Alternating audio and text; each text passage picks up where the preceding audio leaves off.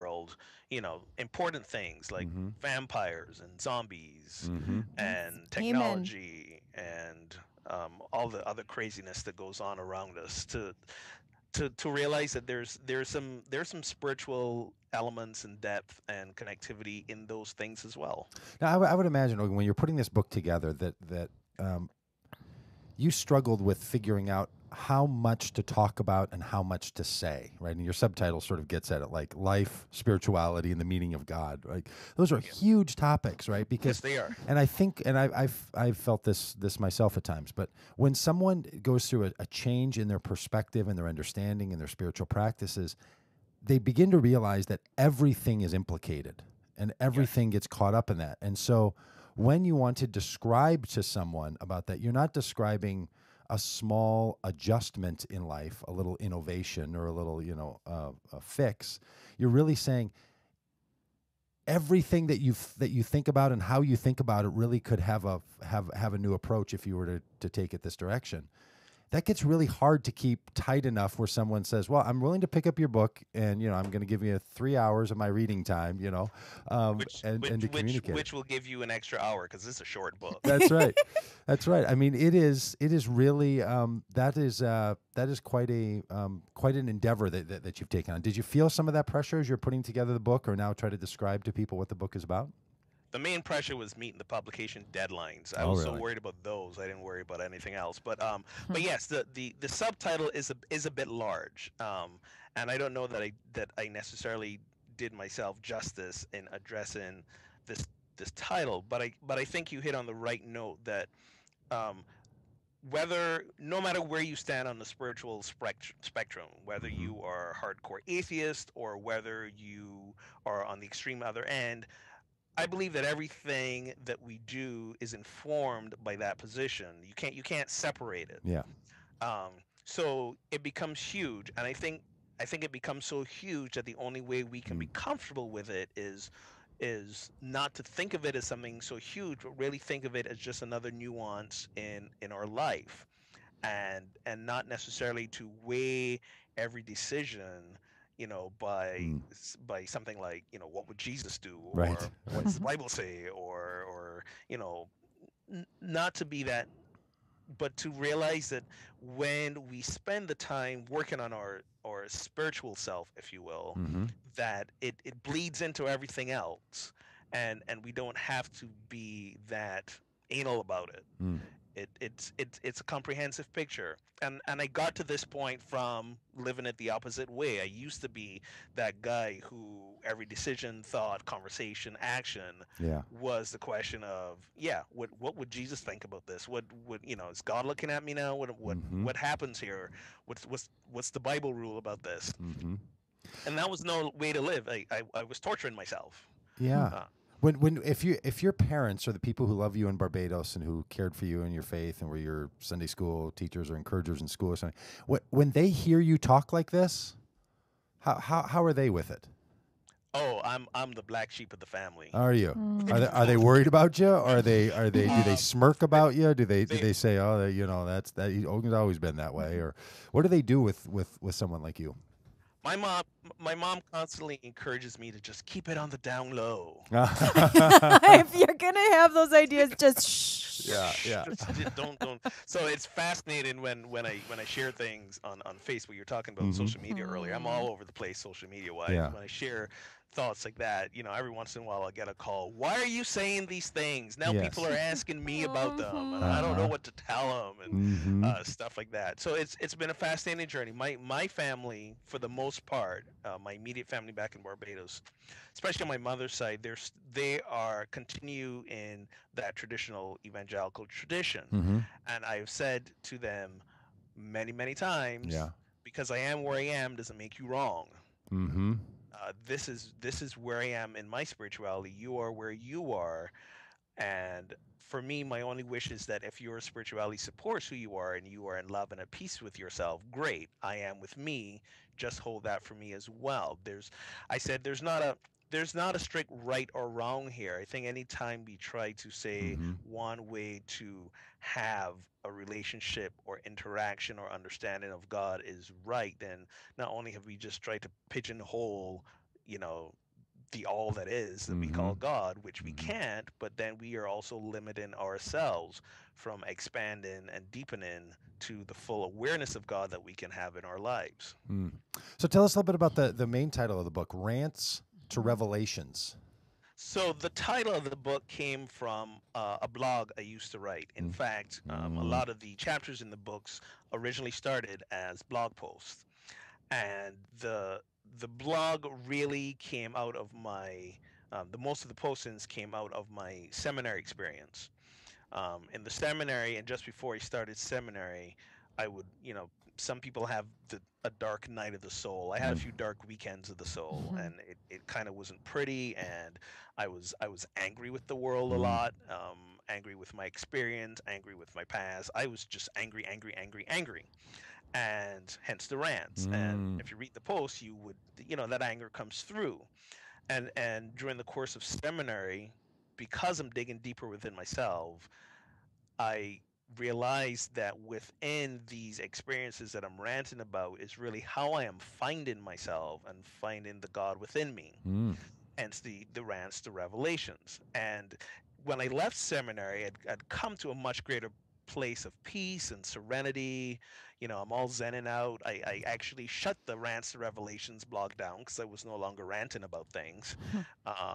Started a new blog, and when I wanted to put the book together, the new blog was called Living in the Question, and that no longer exists for other reasons. But it was a much more contemplative approach. And when I wanted to write the book, I said to the publisher, I want to call it Living in the Question. And she said, that is probably the least sexy title you could have for a book. Ah. She says, what else do you have? I said, well, there was this, the chapters are from my blog, Rants to Revelations. She's like, oh, I like that one. Let's call it that. Yeah. Mhm. And I said, but I'm not angry anymore. She goes, it doesn't matter. Just It's call because you went from rants to revelations. That's It's right. You did it. progression. You did it. You ran the cycle. Hey, tell us a little bit about for people who don't know anything about the Unity Association of Churches and Communities. So Unity started a little over 100 years ago.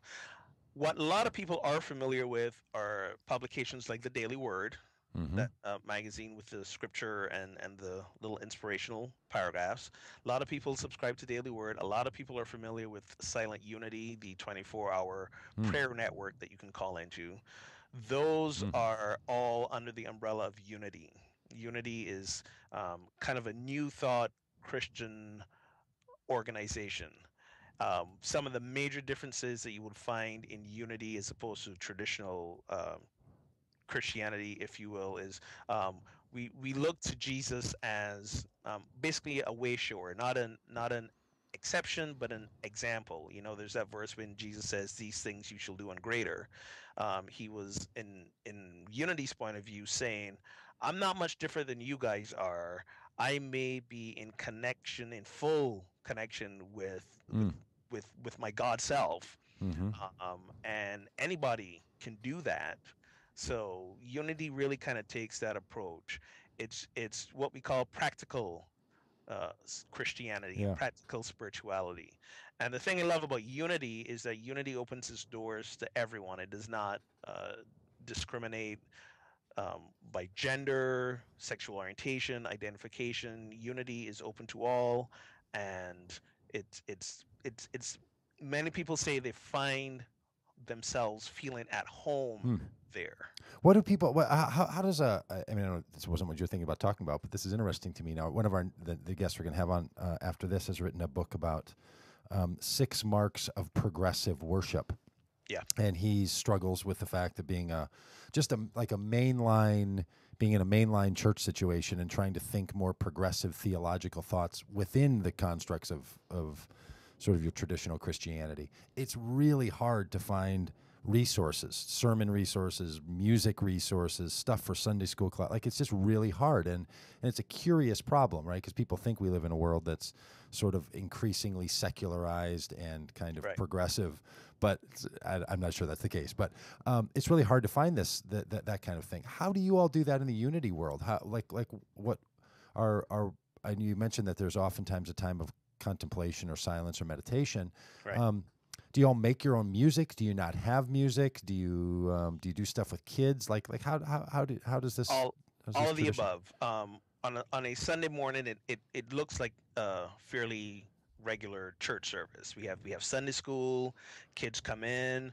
The service looks like a traditional Oh. church service, many ways. One of my professors back in seminary coined this phrase that unity is culturally Christian, spiritually unlimited. Ah, So it ah, it, it, ah, it nice. it feels very familiar to churchgoers, um, and the founders of the Unity movement and many ministers along the way have Mm, written lots of books. The founders were Charles and Myrtle Fillmore, hmm. and since the late 1800s, they've got treasure trove literature. Many Unity ministers have written books as well. Mm-hmm. Yours truly included. Uh-huh. Um, we have musical sources as well. We have songwriters, and not just in Unity. A good source that people can start with actually is Unity actually has its own online radio network as well, Oh, they do. Unity Online Radio. So we have lots of musicians and ministers who do radio programs there. If you go to unity.org, there's resources that people can find um, to help them out as well. Hmm. Well, that's great. What are you working on next? One of the interesting things about talking to people on the show is you really get to hear the things that they've been thinking about for the last year, Right. or sometimes 2 years. But then sometimes, and I know this as an author, sometimes like you finish the book and it's great and you're excited about it and it's birthed into the world, and then you like want to keep going, and everybody you talk to wants to talk about the things you were thinking about a year ago, and so one has to learn that rhythm. I know as a public author, Right. but what kind of interesting things are you up to now? What's going on, and what can we see coming from you in the future? Well, I'm looking for ways to expand my online ministry presence. So I have the Mm-hmm. online meditations. I am starting to do some Google Hangouts on Thursday nights. Those are being sparsely attended, but I'm there. Yeah. Should anyone be interested? I speak at churches and centers around the country, so there's that going on. In terms of writing, there's a blog on uniforall.org, and I recently started a new blog. I think I'm getting back to some ranting. Oh, you Um, are. Yeah. and that blog is on Tumblr. It's behindtherant.tumblr.com. Uh huh. And the when you talked about birthing the previous book, The Rants Revelations, for me it was more of actually a grief process when it Mm. was done. I Interesting. mean, it was done, and here's this thing. It's kind of out there, and it was kind of saddened because there was this excitement and this drive in producing it, Yeah. and so there was quite a period of time where there was like, okay, now what? Yes. Yeah. Um, but because I continue writing and blogging and speaking, there's always new stuff coming up. I'm already putting some chapters together for a second book, and also working on some kind of shorter publications, if you will. There's one on my site I call the Prosperity Intention, where it's my take on abundance and prosperity and that kind of stuff. Folks can Mm-hmm. download that, and there's a little workbook that goes along with it. So putting out some products. My wife happens also to be a Unity minister, and she is the minister of a church here. I'm in the D.C. area, Mm-hmm. Gaithersburg, Maryland. She's a minister of a church here, so I do some things there as well. Mm. And one thing I'm very excited about is in the fall, and I think I'm announcing this publicly here first. I like it. So you got the scoop. In the fall, I'll be also starting my own online radio show, Great. Rants to Revelations Radio, and It's perfect. Fantastic. listening to you guys have given me a lot of ideas about how to, format wise and stuff like that, because I love what you guys are doing I here. appreciate it. What So what maybe what I'll uh, have what you what on. interface are you going to use for that? Do you know yet? Yeah, I'll be actually on Unity Online Radio. Like I Mhm. said, they have their own network. Great. So it'll be Monday mornings at 10 Eastern, I think, or 10 Central. I'm always sketchy about that time. And I hope that'll be a lot of fun. I used to do a radio show with them called Unity Happy Hour. Yeah. Me and two of my classmates, we would just have a lot of fun. And the idea is really to be like you, very low, Uh casual, huh. um, doing my best to be funny, My humor, again, not Yeah. always appreciated by everyone. No, but I that's a try good my thing about darndest. humor. You two will stand in the shower the day after and say, "Did I really say that Yeah, on the that's air? fantastic. Did that really happen?" Exactly.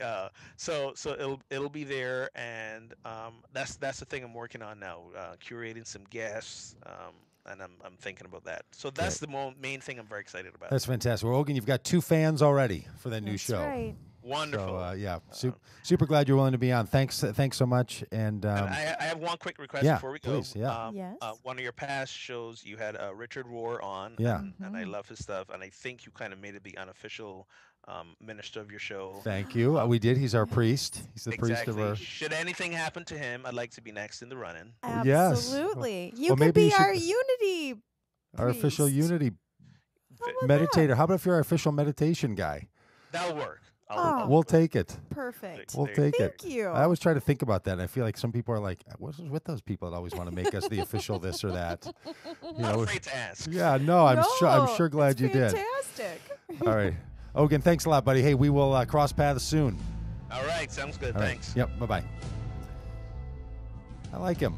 Yeah, I like Now we him got new too. friends, new friends Yeah. all over the world. Hey, stick with us here. We're going to be back after the break with my friend Brian Sergio. He is the author of 6 Marks of Progressive Christian Worship Music.